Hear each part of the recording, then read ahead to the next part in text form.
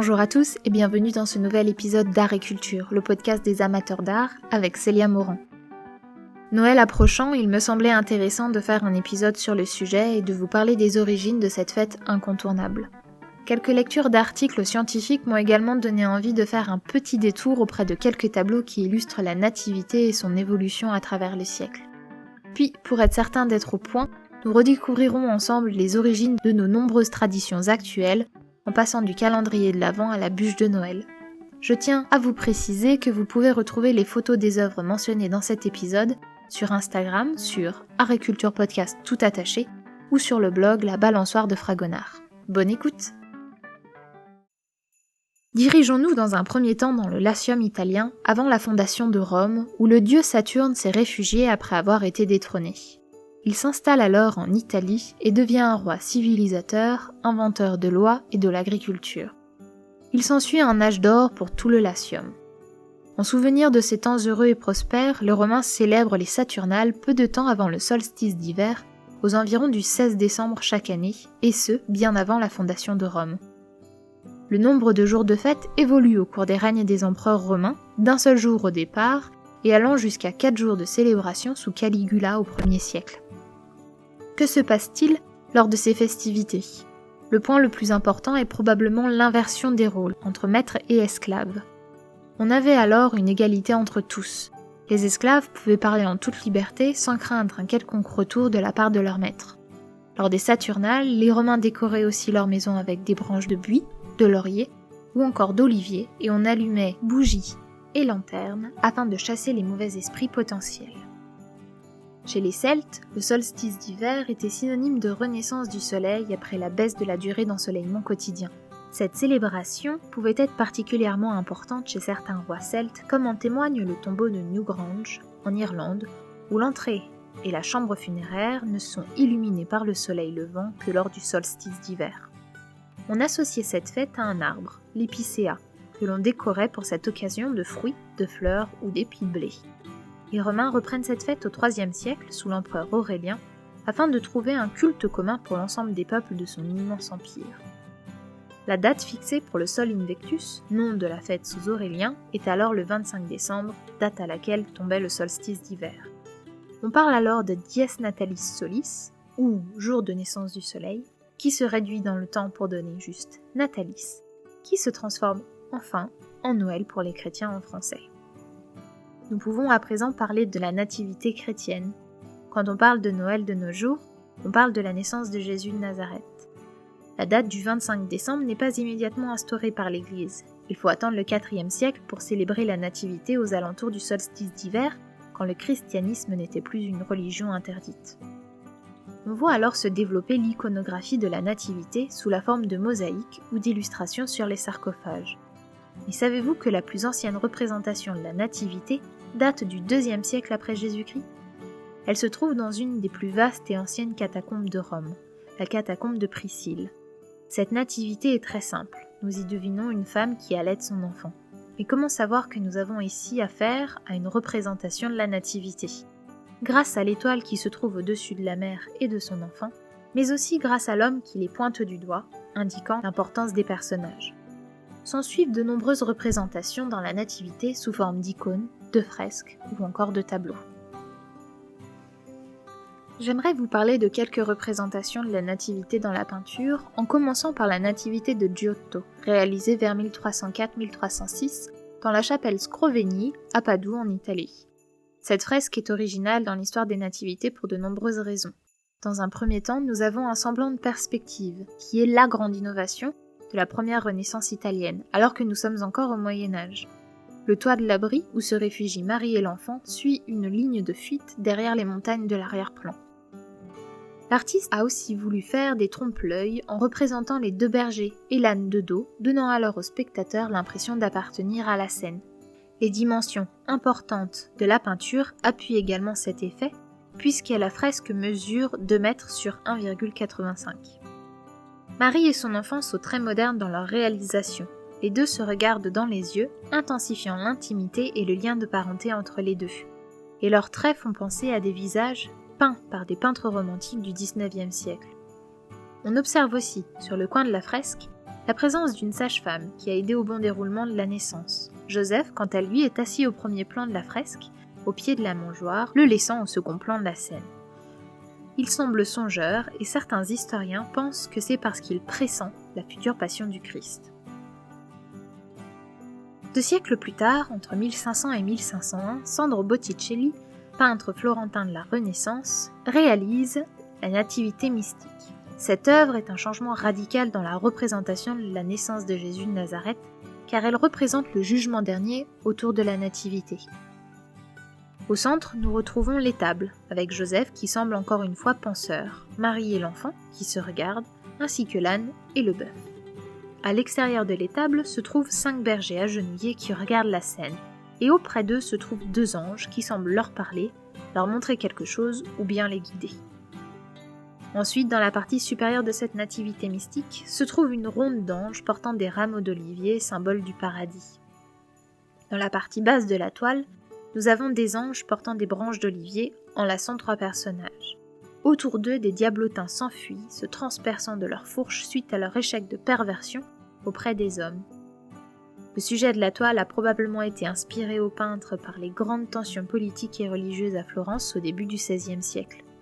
Botticelli, influencé par Savonarola, abandonne ses métaphores mythiques et sujets plus légers et se replie vers des représentations de sujets religieux. La Nativité mystique est également le seul tableau signé par Botticelli. Comment parler de la Nativité sans parler de l'œuvre de Georges de la Tour, peintre français du XVIIe siècle ?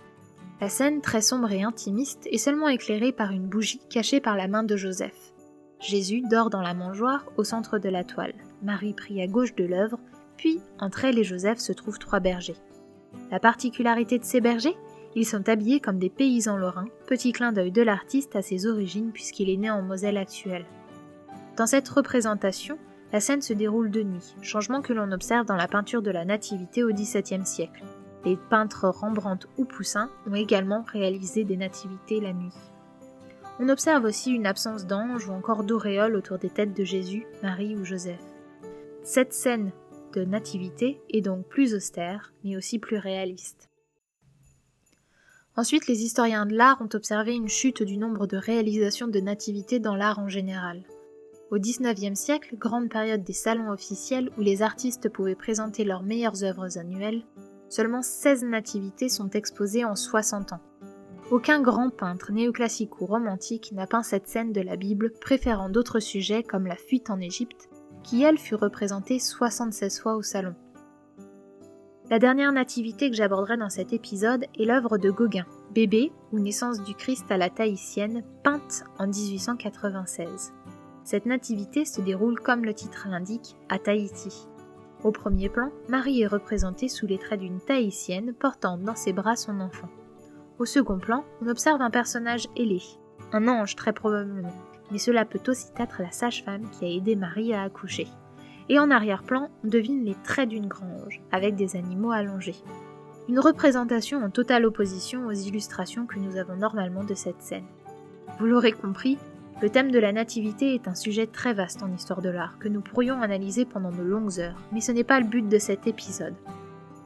Et si maintenant nous regardions d'un peu plus près les origines historiques des nombreuses traditions que nous avons de nos jours pour Noël, et qui se sont progressivement imposées en Europe au fil du XIXe et du XXe siècle. Commençons avec les couronnes de l'Avent. Savez-vous qu'à son origine se trouve un père qui en avait marre de tout le temps répondre à la question de ses enfants « Combien de jours reste-t-il avant Noël ?» Johann Heinrich Wichern, professeur et théologien allemand, a alors l'idée d'utiliser une roue de charrette comme base sur laquelle il présente 19 petites bougies rouges et 4 grandes bougies blanches, ces dernières représentant les dimanches qui étaient décomptés dès le premier dimanche de l'Avent.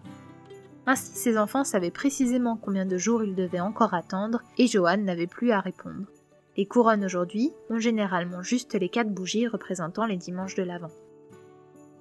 Pour décompter le nombre de jours restants avant Noël, nous avons aussi de nos jours les calendriers de l'Avent au chocolat, avec du thé, des bonbons, de l'alcool ou même des montres. Commençant le 1er décembre, ce calendrier permet de patienter jusqu'au jour J. Mais quel est son ancêtre ? Remontons en 1904, une fois encore en Allemagne. Gerhard Lang, libraire et éditeur, essaye de trouver un moyen pour patienter jusqu'à Noël. Il se souvient alors de ce que faisait sa mère lorsqu'il était petit. Elle suspendait sur une cordelette numérotée en coton 24 petits biscuits qui étaient ensuite mangés quotidiennement jusqu'à Noël. S'inspirant de cette idée de décompte jusqu'au 25 décembre, il décide alors d'imprimer un calendrier avec des cases à ouvrir quotidiennement, découvrant un nouveau détail tous les jours. La mode est relativement longue à prendre, et il faut attendre les années 20 pour que la demande augmente. Et c'est en 1958 que le chocolat apparaît derrière les cases de ces calendriers. Comment parler de Noël sans aborder la tradition du sapin de Noël ? Cette coutume apparaît au XIIe siècle en Alsace. L'arbre de Noël est alors couvert de pommes rouges, symbole du jardin d'Éden. La première mention de l'arbre de Noël date de 1521. Les arbres étaient alors décorés de pommes, de gâteaux, de bonbons, et au sommet se trouvait une étoile symbolisant l'étoile de Bethléem. Puis la tradition est reprise par les protestants, qui voulaient se différencier des catholiques. Plus tard, les décorations évoluent, toujours à la recherche d'amélioration. Les sapins se couvrent de lumière. Vers le milieu du XVIIe siècle, les chandelles souples, accrochées aux branches ou encore des coquilles de noix remplies d'huile servaient à illuminer les sapins. Il faut attendre 1870 pour que la généralisation des sapins de Noël se fasse en France. Ce sont en effet les habitants d'Alsace-Lorraine, fuyant leur région suite à l'annexion allemande, qui ont dispersé leurs traditions dans le reste du pays. C'est aussi au XIXe siècle qu'apparaissent les premières boules de Noël en verre soufflé suite à une mauvaise année pour la récolte des pommes. N'ayant pas de décoration pour leurs arbres de Noël, un verrier de Moselle crée des boules en verre coloré pour combler au manque de décoration. Enfin, terminons la revue des traditions avec la célèbre bûche de Noël. De nos jours, la bûche est un dessert, avec une base de génoise, une crème au chocolat ou au café, un peu d'alcool et qui prend la forme d'une bûche de bois. Mais originellement, on utilisait du vrai bois d'arbre et son but n'était pas de servir de dessert, mais plutôt de chauffer la maison et d'apporter la chance pour l'année à venir. On allait chercher un morceau de bois qui devait brûler très lentement. Il devait au minimum durer 3 jours, mais idéalement, c'était plus 12 jours, il fallait que ça dure jusqu'au nouvel an. On conservait ensuite les charbons de cette bûche dans la maison jusqu'à l'année suivante pour protéger de la foudre ou du diable, et on dispersait les cendres dans les champs pour les fertiliser et garantir de bonnes récoltes. Le gâteau, quant à lui, apparaît au XIXe siècle, mais on ne sait pas trop qui l'a inventé en premier.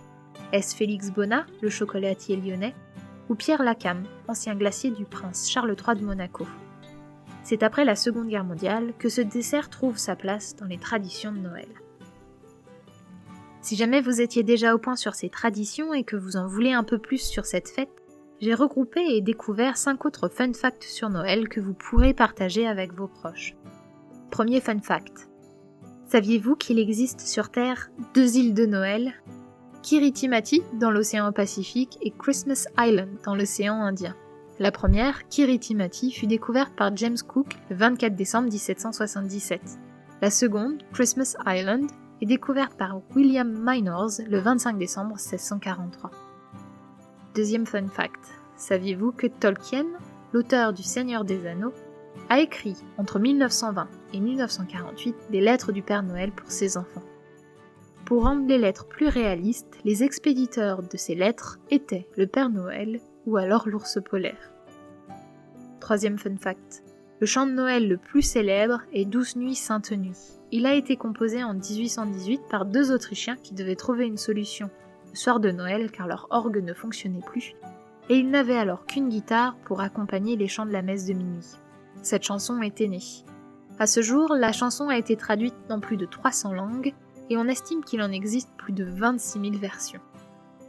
Quatrième fun fact, il fut un temps où Noël était interdit aux États-Unis. Entre 1651 et 1681, les protestants sur place estimaient que les fêtes de Noël étaient synonymes de trop de festivités et d'abus, et que cela les éloignait de leur foi. Ils instaurèrent même des amendes pour décourager les plus festifs d'entre eux. Enfin, cinquième et dernier fact, au Japon, il est impossible de manger à KFC le soir de Noël. Les restaurants sont fermés ? Non, pas du tout. C'est surtout parce que beaucoup de Japonais ont pour tradition d'aller partager un repas en famille dans ce célèbre fast-food suite à une campagne publicitaire dans les années 1970.